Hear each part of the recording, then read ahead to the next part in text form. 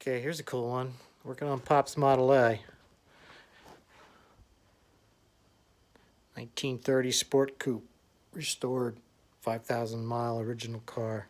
So of course, as usual, I'm pulling the interior out of something. We have to get something fixed on the throttle shaft.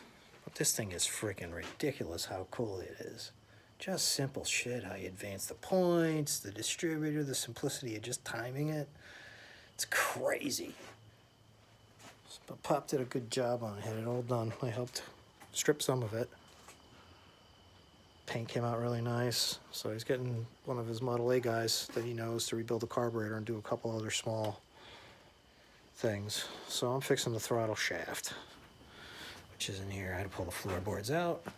You can see it's back in there. There's a spring that's broken, so we have to pull this shaft off. So I got to pull the floorboards out so I can reach in there and get to it. But it's really cool. Interior's super nice. Has that all done. Seats reupholstered. Interior's freaking beautiful. It's just really cool. I'm glad I had a hand in this project.